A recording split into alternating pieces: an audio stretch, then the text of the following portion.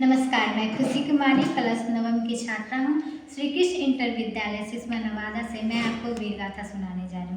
आइए चलते हैं वीर गाथा की ओर। मैं उनकी कहानी सुनाने जा रही हूँ जो अपने राज्य की रक्षा करने के खातिर अब अंतिम सांस तक लड़ते रहे, जिनका नाम है महारानी झांसी की रानी लक्ष्मीबाई।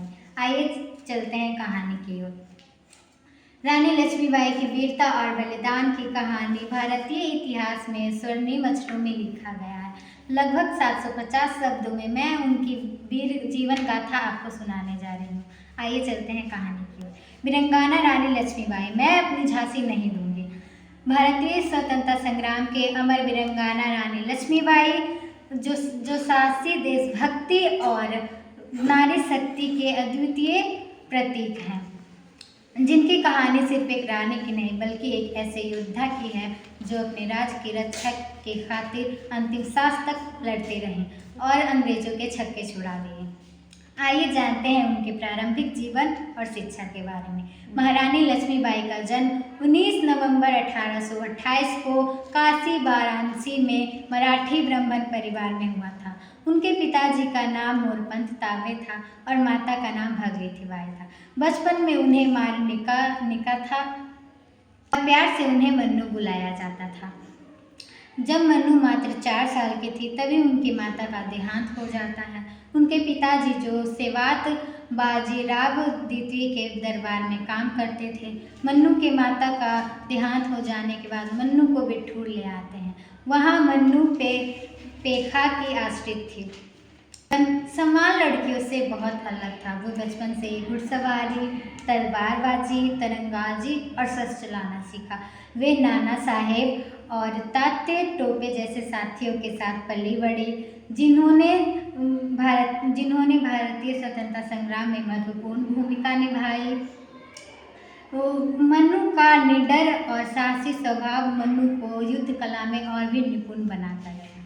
सन 1842 में 19 वर्ष की आयु में मन्नू की विवाह झांसी के महाराजा गंगाधरराव नेवालकर से कर दिया जाता है। विवाह के बाद मन्नू को नया नाम लक्ष्मीबाई दिया जाता है और वह झांसी की महारानी बन जाती है। झांसी के राजमहलों में भी मन्नू का शौर्य और पराक्रम कम नहीं हुआ। वो अक्सर सैनिक वेशभूषा और घुड़सवारी करती थी, जो उस समय के सामाजिक मानदंडों के अनुसार हटकर था।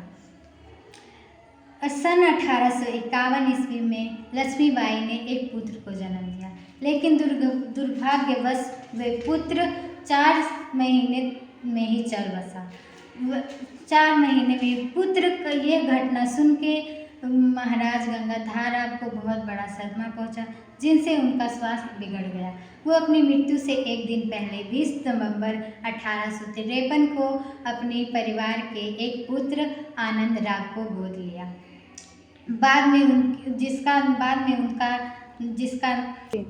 उसका नाम दामोदर राव रखा गया। 21 नवंबर 1853 की महाराज की मृत्यु हो जाती है। उस समय ब्रिटिश ईस्ट इंडिया कंपनी के नीति निषेध गोद निषेध नीति चल रही थी, जो उस समय के अनुसार किसी भी शासक के वैदिक जैविक पुरुष वारिस नहीं होता था तो उसकी रियासत ब्रिटिश साम्राज्य में मिला दी जाती थी।